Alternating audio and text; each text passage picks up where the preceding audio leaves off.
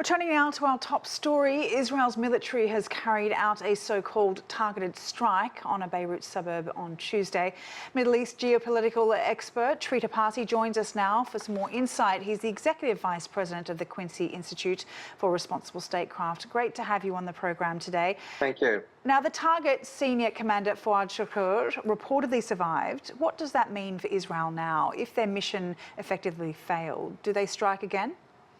It's not entirely clear if he has survived. There's contradictory reports as to whether he has been killed in this attack or not.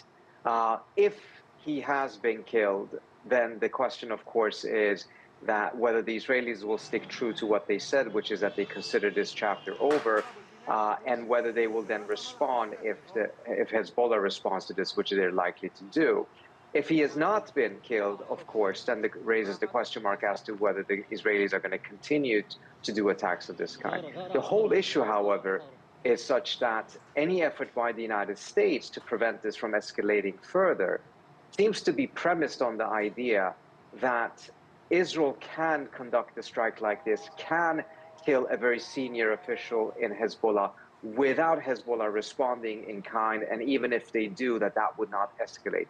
That's a very shaky basis for this strategy. It would be a much more effective strategy for the United States to actually press the Netanyahu government to take the deal, as Kamala Harris said, and get a ceasefire in Gaza, because a ceasefire in Gaza will also have the secondary impact of de-escalating the situation between Israel and Hezbollah. And as far as we know, that's a little way off. Hamas says that Netanyahu keeps changing the goalposts in terms of what a deal looks like. So if that's not an option, how concerned are you that we are at the start of something much more dangerous?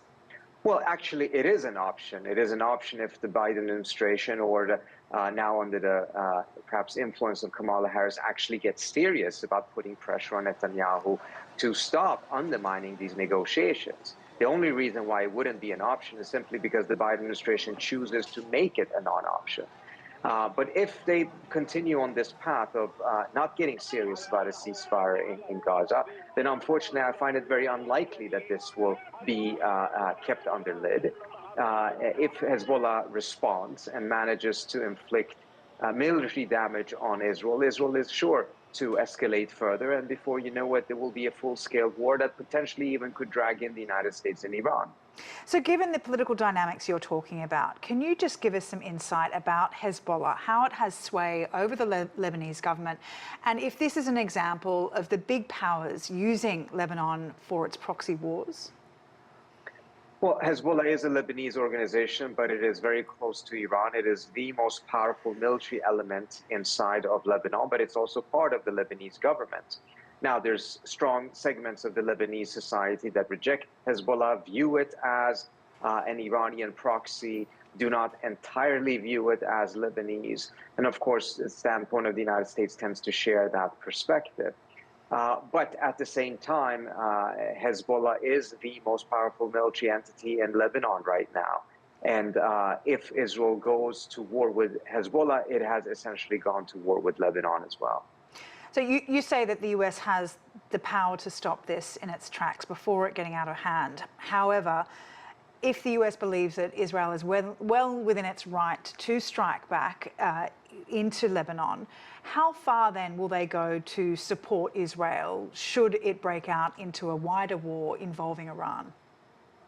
Well, first of all, in terms of the phraseology of strike back, it's not entirely clear as to whether the attack or the incident that took place, a horrific incident that took 12 kids' lives in occupied Golan Heights, was actually done by Hezbollah. It could also have been a malfunction of the Iron Dome. So we don't entirely know exactly what happened there. The Israeli government has not given any time to actually have an independent investigation.